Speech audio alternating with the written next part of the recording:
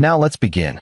Marcus Zimmerman watched his daughter's face light up as she tore through the wrapping paper, her small hands moving with the frantic energy only a 7-year-old could muster. The living room of their Westchester home was decorated with pink and gold streamers, and a half-eaten birthday cake sat on the dining table. Emma's friends from school had left an hour ago, and now it was just family: Marcus, his wife Lorraine, and her father, Wallace Matthews. A tablet, Emma shrieked, holding up the sleek device. "Grandpa, thank you." Wallace smiled, the kind of indulgent smile that had always made Marcus slightly uncomfortable, though he could never pinpoint why. The older man was 72, recently retired from a career in corporate law, with silver hair and the bearing of someone who'd spent decades getting his way in boardrooms. "Just for games, sweetheart," Wallace said, patting Emma's head. "I already loaded it with some educational ones. Nothing too advanced." Lorraine kissed her father's cheek. "Dad, you spoil her." "That's what grandfathers do," Wallace replied, his eyes meeting Marcus's briefly. There was something in that look, a challenge, maybe, or assessment. Marcus had noticed it before, especially in the past 6 months. Marcus had met Lorraine 9 years ago at a charity fundraiser. She'd been volunteering, and he'd been there representing the architecture firm where he worked. She was beautiful, intelligent, from a wealthy family, and Marcus, raised by a single mother in Queens after his father died when he was 12, had felt like he'd won the lottery. They married within a year. He'd built his own firm 3 years ago, specializing in sustainable residential design. It was modest compared to the Matthews family wealth, but it was his. Wallace had never quite approved of the marriage. Marcus knew this, though it was never stated outright. It was in the subtle comments, the way Wallace would mention other men, lawyers, doctors, executives, in Lorraine's presence. The way he'd offer to help with finances, as if Marcus couldn't provide for his own family. "I love it, Grandpa."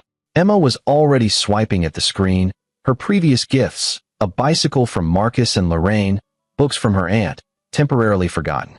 "Don't stay on it too long tonight, Em," Marcus said, squatting down to her level. "It's already past your bedtime." "Ah, Dad. 20 minutes. Then sleep." "Deal. Deal." She hugged him, and Marcus felt the familiar warmth in his chest. Emma was his world. When she was born, something had shifted in him. Every decision he made, every project he took on, was filtered through one question: would this make her proud? After Emma went to bed, Marcus cleaned up while Lorraine walked Wallace to his car. Through the window, he watched them talk in the driveway, their conversation appearing serious. Lorraine's body language was tense. When she came back inside, she seemed distracted. "Everything okay?" Marcus asked. "Fine. Dad was just giving advice about Emma's school." "What kind of advice?" "Nothing important." "I'm tired, Marcus. Let's go to bed." That night, lying next to Lorraine in the dark, Marcus replayed the evening. Something felt off, but he couldn't identify it. Maybe he was being paranoid. Work had been stressful, a major client was demanding revisions, and he'd been putting in long hours. The next morning, Marcus was in his home office reviewing blueprints when Emma appeared in the doorway, still in her pajamas. "Morning, princess. Want pancakes?" "Daddy, can you help me with the tablet? Some of the apps are confusing." "Sure thing." He followed her to the living room, where the tablet sat on the coffee table. Emma had already figured out most of the games, but one icon confused her. It looked like a standard file manager, buried in a folder. "I don't know what this does," she said. Marcus opened it. The tablet had significant storage, and as he scrolled through, he saw it had previously been used. There were old files that hadn't been deleted. Wallace must have reset it, but not wiped it completely. Careless, Marcus thought. Then he saw a folder labeled L Plans. Something made him open it. Maybe curiosity, maybe instinct. Inside were voice recordings. Dozens of them, dated over the past 8 months. He clicked one at random, from 3 months ago. Wallace's voice filled the room. "Don't think you understand the urgency, Lorraine. Every day that passes, he becomes more entrenched. The firm is in his name. The house is joint. If you want out, we need to move before he can." Marcus's hand froze. He looked at Emma, who was watching cartoons on the TV now, oblivious.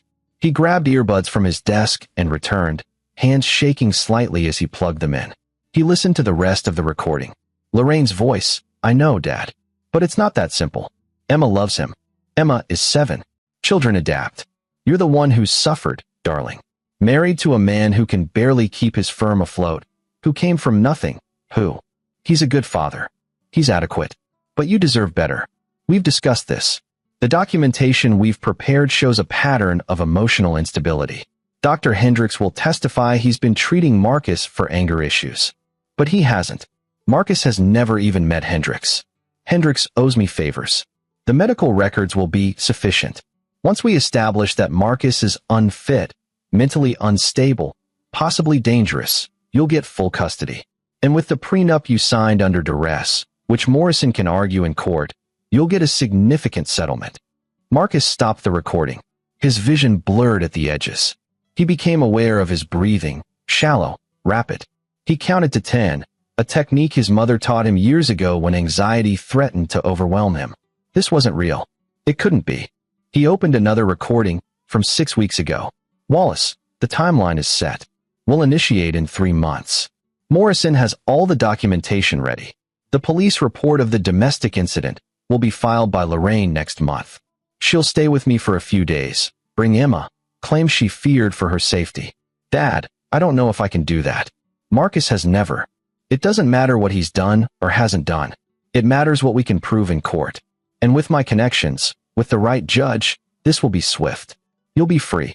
Emma will be safe from his influence. And the financial settlement will ensure you never have to worry again. There were more.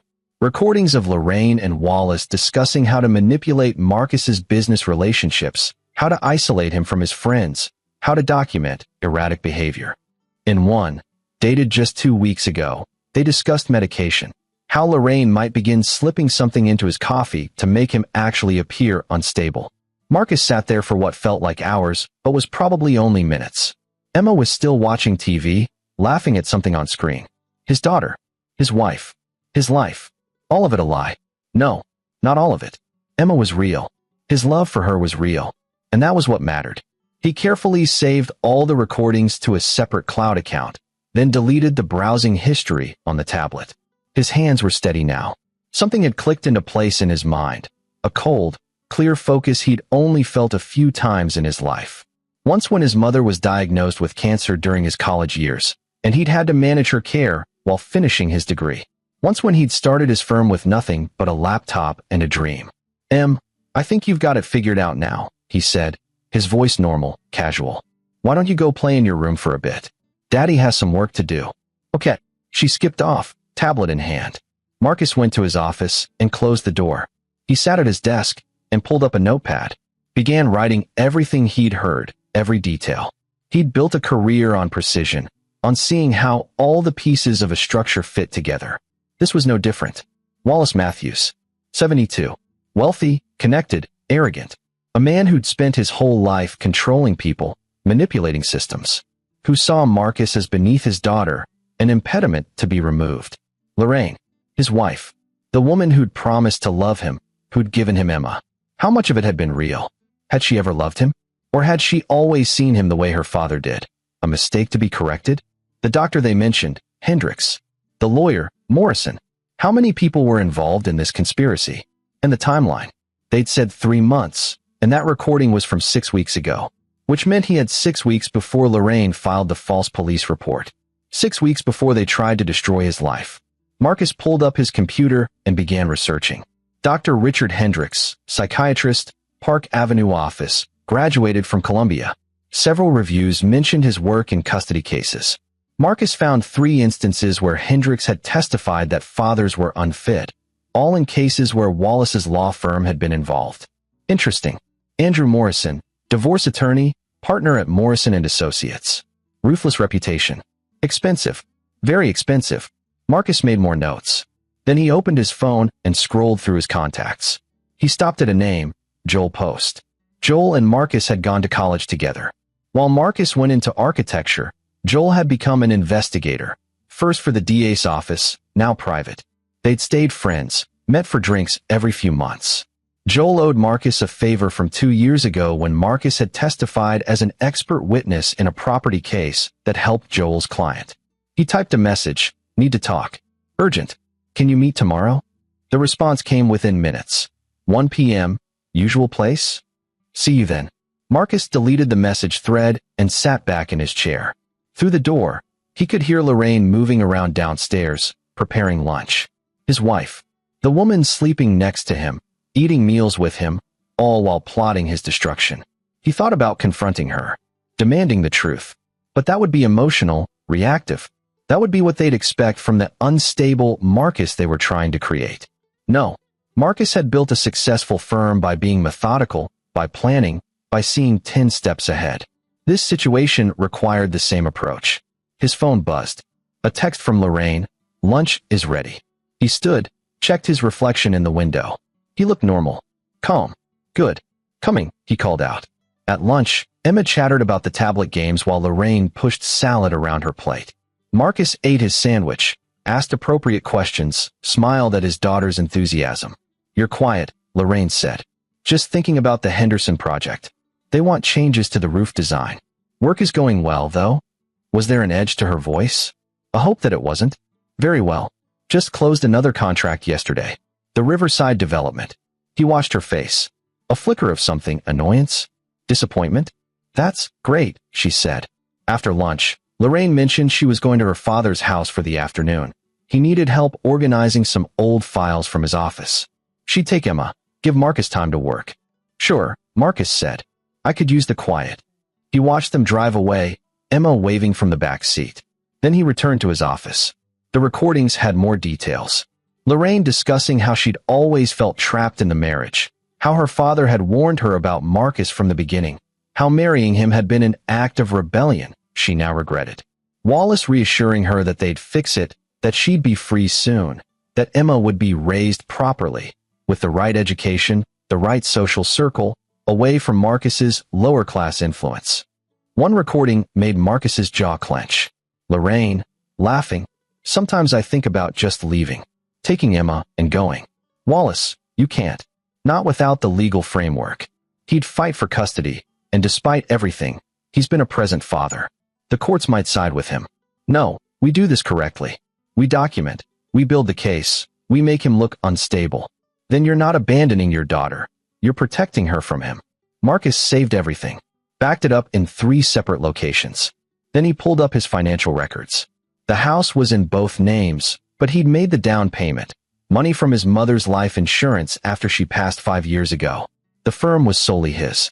His savings were separate, though they had a joint account for household expenses. He'd been smart about some things, at least. The prenup Lorraine mentioned. He remembered signing it, but it had been straightforward. His firm and personal assets remained his in case of divorce. Wallace had pushed for it, actually, claiming he wanted to protect Lorraine's family money from Marcus. The irony wasn't lost on him now. The rest of the afternoon, Marcus worked on a plan. Not revenge, not yet. First, protection. Then, once Emma was safe, once his life was secure, he'd consider what came next.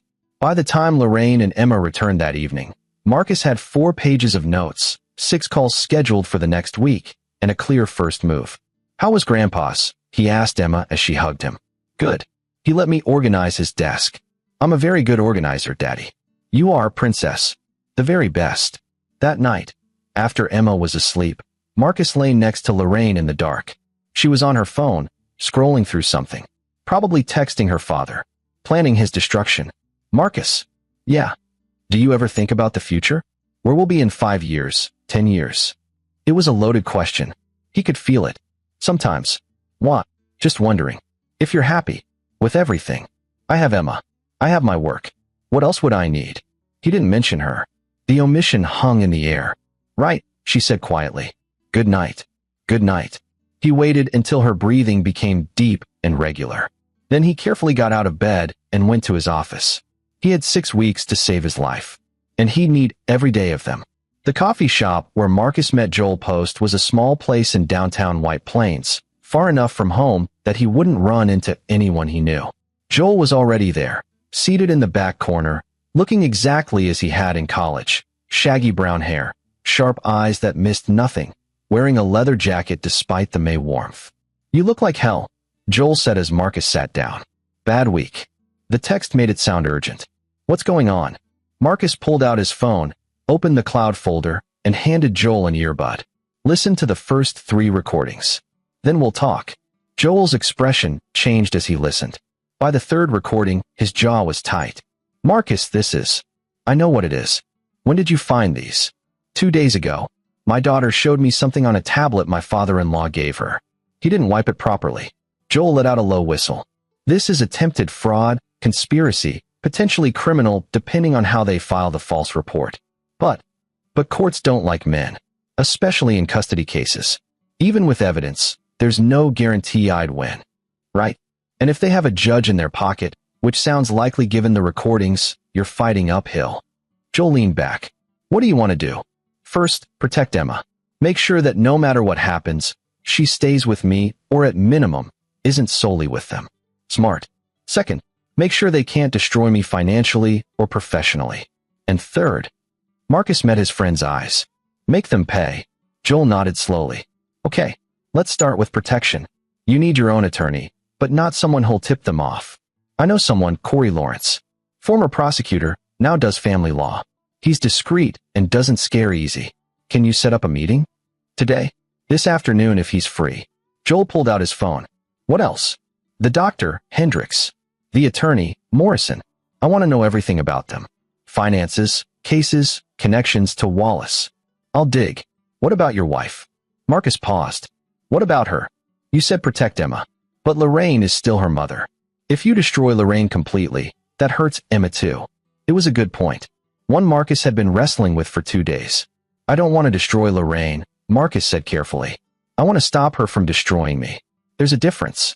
Is there? Because from where I'm sitting, she's as guilty as her father. She's being manipulated. The recordings, you heard them. Wallace is driving this. She's not fighting him very hard. No, she's not. Marcus rubbed his face. Look, I need time to think about that part. Right now, I need to ensure they can't execute their plan. Okay, I'll start with Hendricks and Morrison. Financial records, past cases, any dirt we can find. What's your timeline? Based on the recordings, they're planning to file the false police report in about 5.5 weeks. That's when this goes public. So we have 5 weeks to prepare. Right. Joel made notes on his phone. One more thing. You're going to have to act normal at home. Can you do that? Marcus thought about the past 2 days. Breakfast with Lorraine and Emma. Dinner. Bedtime routines. All while knowing what he knew. I can do it. Good. Because if they sense you're onto them, they might accelerate the timeline. Or get more vicious. Understood. They finished their coffee, and Joel promised updates within 24 hours. Marcus drove home, mind racing. He had Corey Lawrence's number now. A meeting scheduled for tomorrow morning at 9 a.m. When he got home, Emma was in the backyard on her new bicycle, Lorraine watching from the patio. How was your meeting? Lorraine asked. Good. Client wants to move forward with the Riverside project. You had a client meeting on a Saturday? They're only free on weekends. She nodded, but there was suspicion in her eyes. Or maybe he was imagining it. I'm going to help Emma practice, Marcus said. She's still wobbly on 2 wheels. He spent the next hour in the yard with his daughter, holding the bike's seat as she pedaled, running alongside her, catching her when she fell. She laughed, fearless, trusting him completely. This was what mattered. This was what he was fighting for.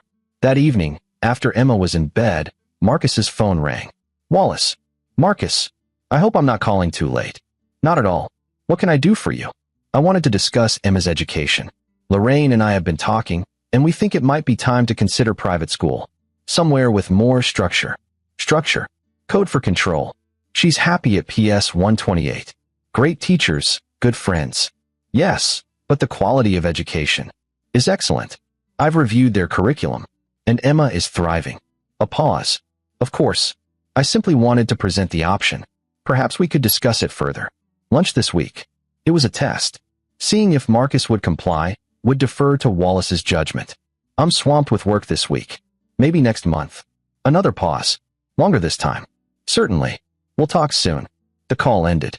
Marcus knew that conversation would be reported back to Lorraine, analyzed, added to their mental list of Marcus's difficult behavior.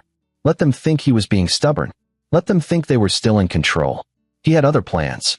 Corey Lawrence's office was in a discreet building in Scarsdale, the kind of place where high-net-worth individuals handled sensitive matters away from prying eyes. Corey himself was in his mid-40s, with the calm demeanor of someone who'd seen every variation of human dysfunction. Joel sent me the preliminary information. Corey said after Marcus sat down.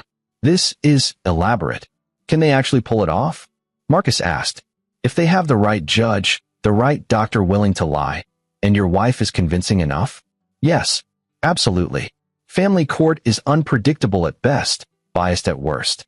Mothers generally have an advantage, and if they paint you as unstable or dangerous, even baseless accusations can stick long enough to destroy your custody rights.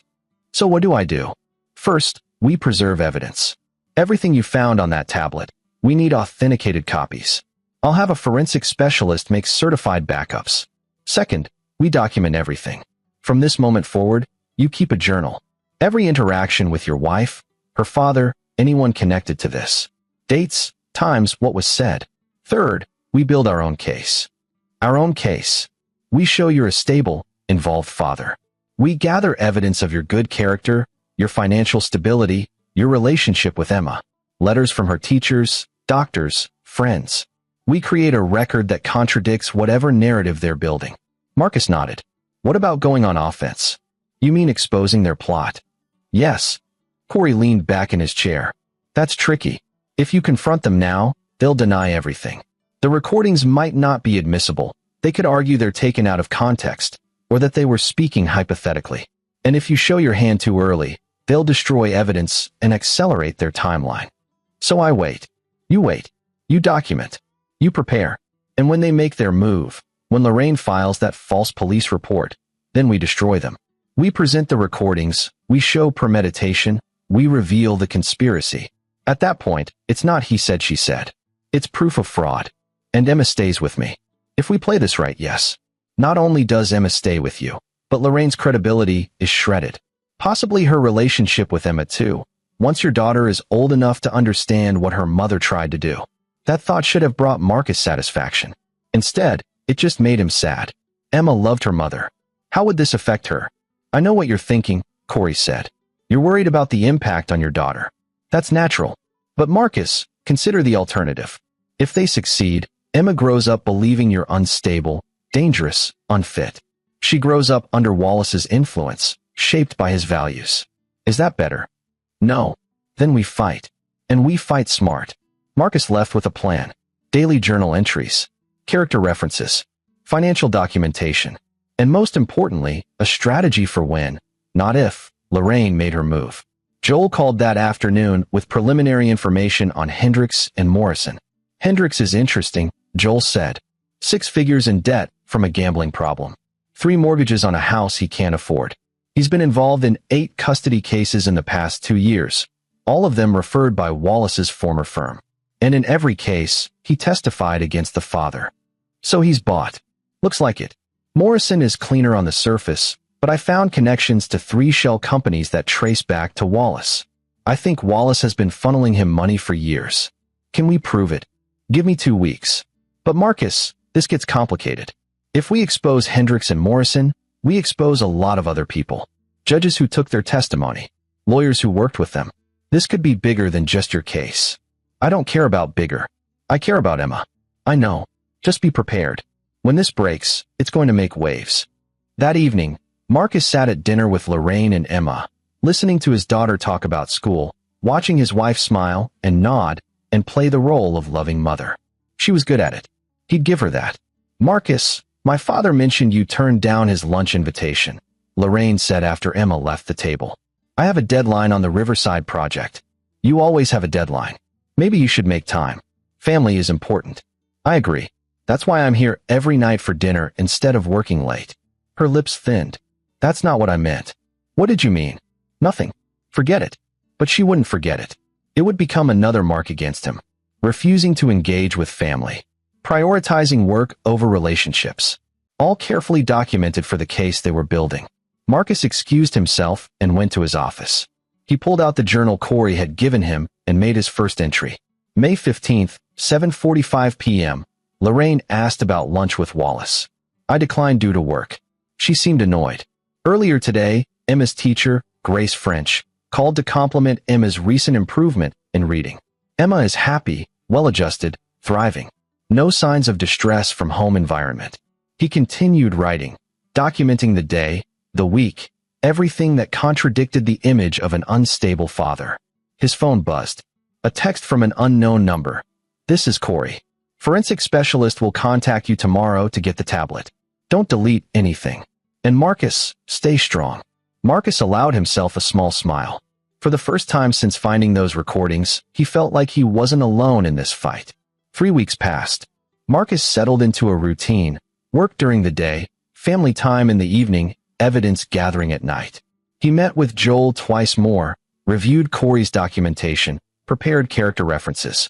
Emma's second-grade teacher, Grace French, agreed to write a letter describing Marcus's involvement in Emma's education. His business partner, Philip Reed, documented Marcus's professional stability and character. Even Emma's pediatrician, Dr. Tara Pratt, provided a statement about Emma's well-being and Marcus's attentive parenting. Meanwhile, Joel dug deeper into Wallace's network. The picture that emerged was damning. A web of connections involving at least 4 family court judges, 3 psychiatrists including Hendricks, and multiple attorneys. Wallace had been manipulating custody cases for years, helping wealthy mothers divorce their husbands and retain full custody, all for fees and favors. "This isn't just about you," Joel said during their third meeting. "Your father-in-law has been doing this for at least a decade. I found 7 cases with similar patterns. Mothers suddenly claiming abuse or instability, Hendricks or his associates providing expert testimony, Wallace's network of attorneys handling the cases, favorable judges ruling quickly. It's systematic. Can we expose it? We can. But again, it's going to create chaos. You sure you want to open that box?" Marcus thought about the other fathers, men who'd lost their children to Wallace's schemes. Men whose lives had been destroyed by false accusations. "Yes," he said. "We expose all of it." At home, Lorraine was becoming more agitated. Small arguments became frequent, about Emma's schedule, about money, about Marcus's work hours. He documented everything, stayed calm, refused to escalate. He knew what she was doing, creating a pattern of conflict, building a narrative of a troubled marriage. One evening, Wallace came for dinner.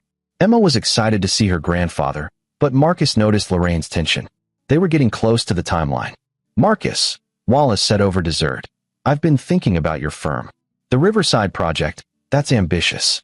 Are you sure you're not overextending? The project is well-funded and on schedule. Still, expanding too quickly can be risky. If you'd like, I could review your business plan. Offer some advice. I have advisors. But thank you. Of course, I only want to help. Your family." The word felt like acid. Family. This man who was plotting to take his granddaughter away from her father, who was bribing doctors and lawyers, who'd built a career on destroying families. And he had the audacity to talk about family. But Marcus smiled. "I appreciate that, Wallace." After Wallace left, Lorraine was quiet. Marcus found her in the bedroom, staring out the window. "You were rude to my father," she said.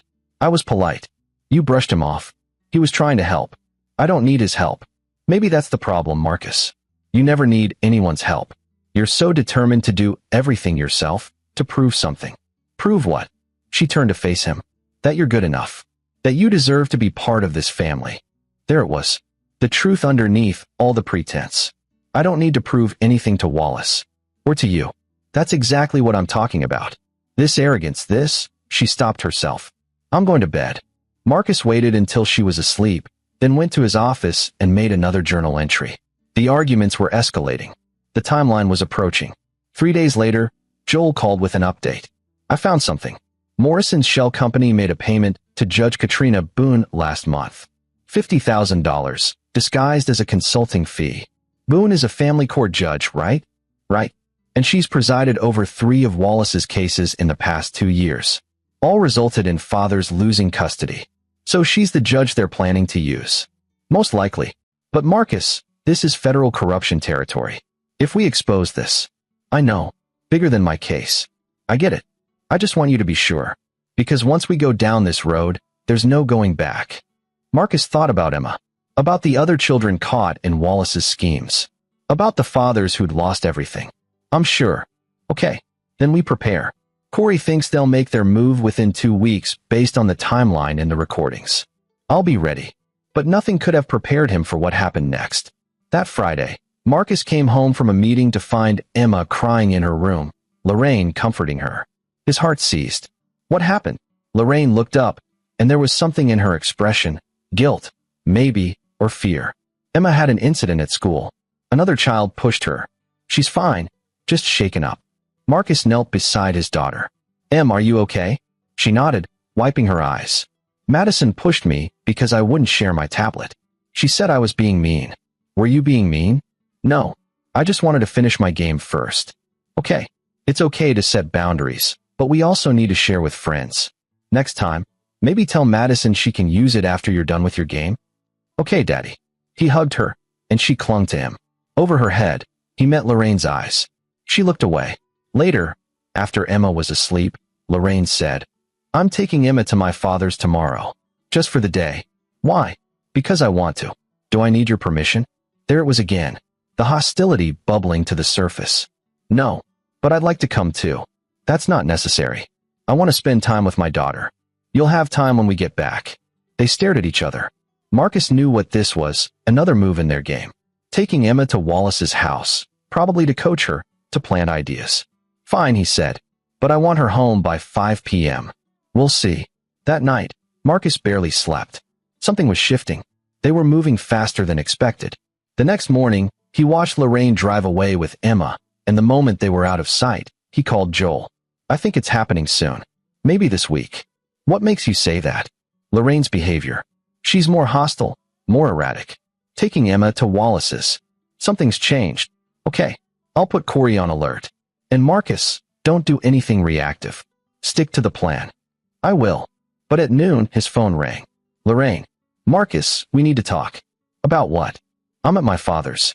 I think we need some space. Emma and I are going to stay here for a few days. Here we go, Marcus thought. The setup. Space? Lorraine, what are you talking about? I can't do this right now. We'll talk later. She hung up. Marcus immediately called Corey. She just made her move, Marcus said. Took Emma to Wallace's house. Says they need space. This is it. She's establishing a separation. The police report will come in the next 48 hours. Are you at home? Yes. Stay there.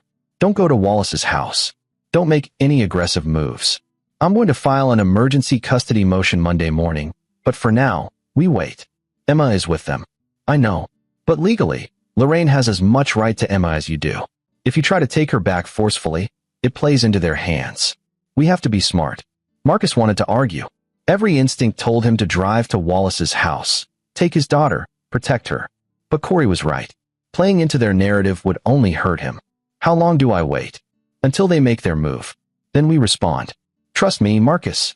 We're ready for this. That weekend was the longest of Marcus's life. No word from Lorraine. No contact with Emma.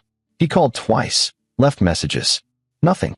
Monday morning, at 6:47 a.m., there was a knock on his door. 2 police officers stood on his porch. Marcus Zimmerman? Yes. We need you to come with us. Your wife has filed a domestic violence report. We have some questions. Marcus had been expecting this. He'd prepared for it. But standing there, seeing the officers, knowing his neighbors might be watching, it still hit hard. I'd like to call my attorney. You can do that at the station. Sir, we need you to come with us now. Marcus grabbed his phone and wallet and went with them. In the patrol car, he texted Corey, It's happening. At police station now. The response came immediately. Say nothing without me. On my way. At the station, Marcus was put in an interview room. The walls were gray, the table scarred. He'd seen rooms like this on TV, never imagined being in one. 45 minutes later, Corey arrived with another attorney, a sharp-eyed woman named Brenda Miner who specialized in criminal defense. Don't say a word, Corey said. Let us handle this. The interview was brief. Lorraine had filed a report claiming Marcus had become increasingly aggressive over the past month, that she feared for her safety and Emma's, that she'd had to leave the house to protect their daughter. She cited specific incidents, arguments, raised voices, all fabricated or wildly exaggerated. My client denies these allegations completely, Brenda said. And we have evidence that Ms. Zimmerman's claims are part of a premeditated conspiracy to gain full custody and financial advantage in a divorce. The detective's eyebrows rose. Evidence. Substantial evidence. Which we'll be happy to present at the appropriate time. The interview ended with no charges filed, but a temporary restraining order was issued preventing Marcus from contacting Lorraine or coming within 500 feet of her. Additionally, temporary custody of Emma was granted to Lorraine pending a hearing. Marcus's worst fear was realized. Emma was with them. "This is temporary," Corey assured him outside the station. "We have the emergency custody hearing Thursday. We'll present everything then. The recordings, the evidence of conspiracy, all of it. The judge will see through this." What if the judge is Boone? What if she's already bought? She's not. I checked the assignment. It's Judge Leonard Clements. He's clean, has a reputation for fairness. This is good for us. Emma has been with Wallace and Lorraine for 3 days. Who knows what they're telling her? I know. But in 3 more days, we take them down. All of them. Marcus went home to an empty house. Emma's toys in the living room. Her drawings on the refrigerator. The tablet, the thing that had started all this, sitting on the coffee table.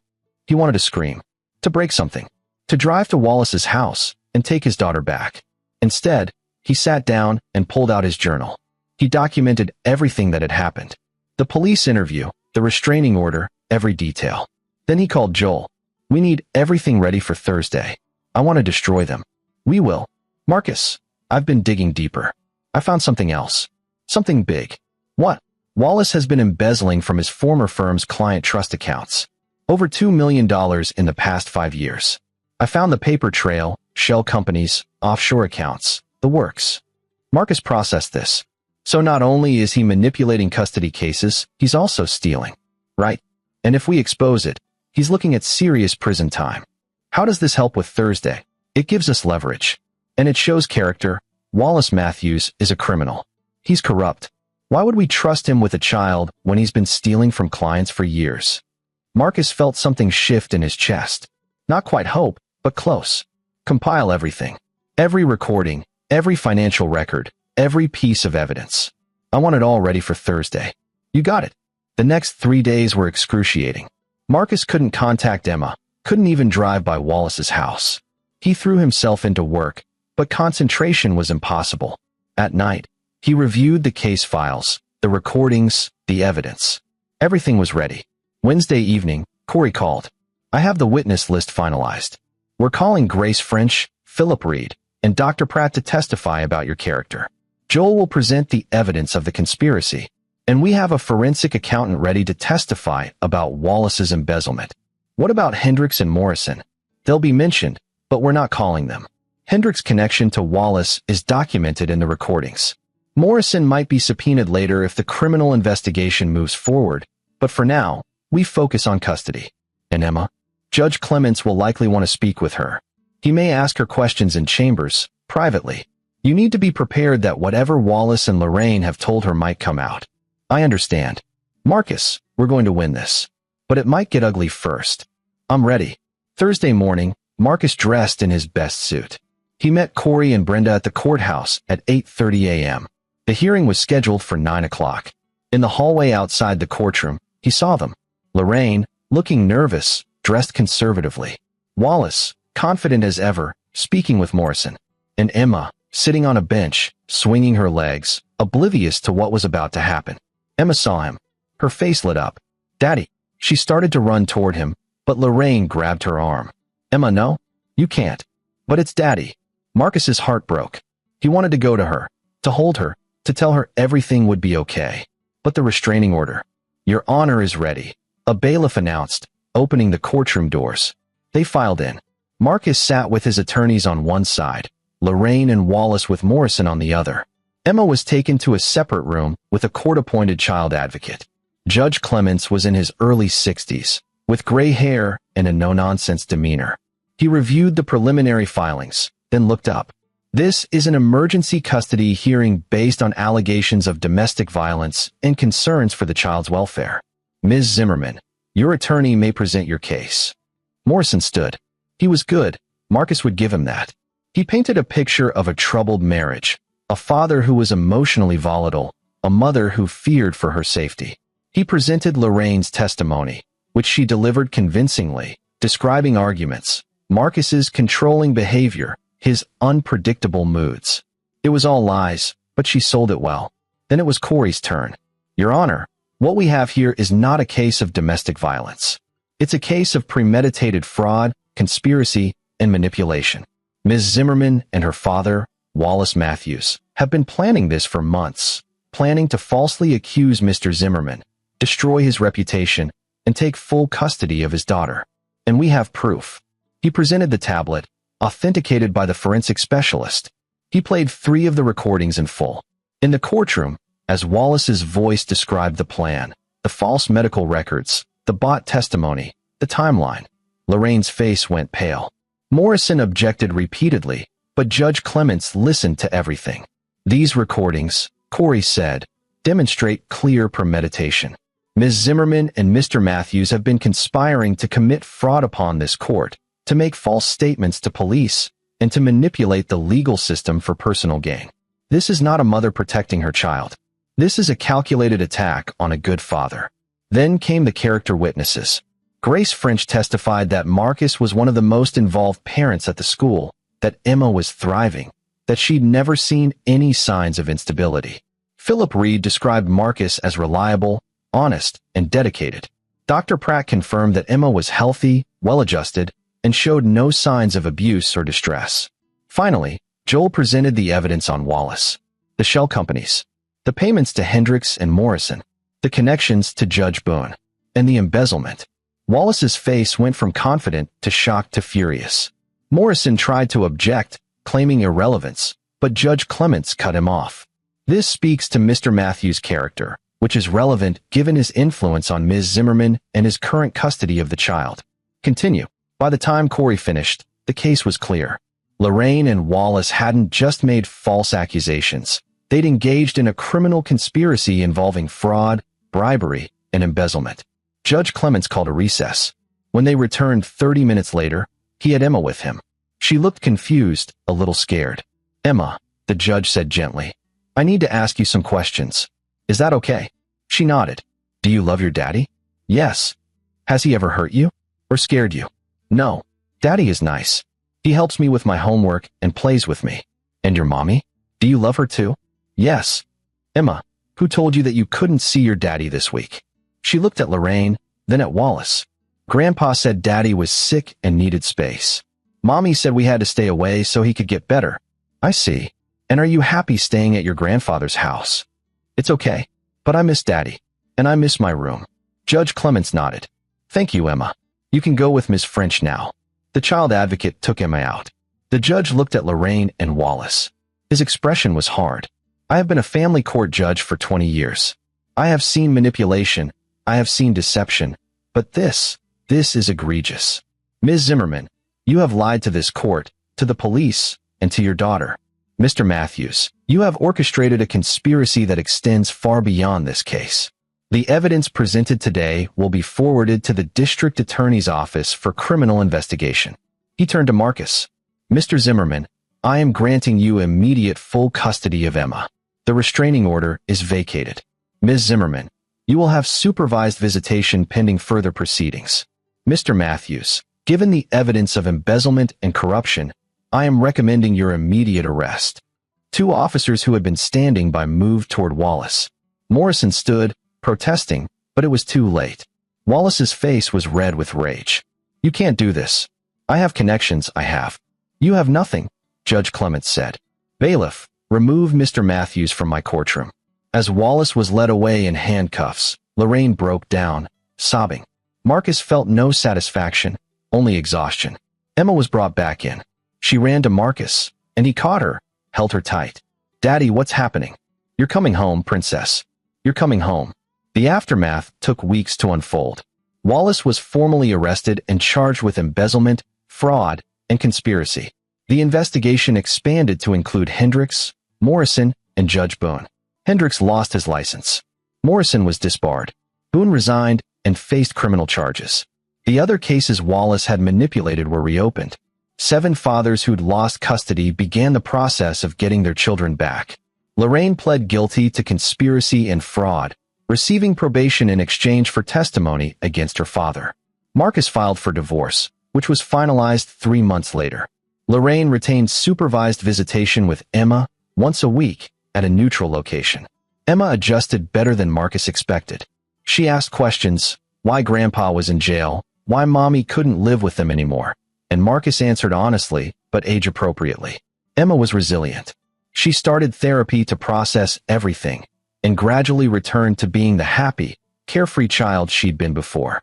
One evening, 6 months after the hearing, Marcus sat on the porch watching Emma play in the yard.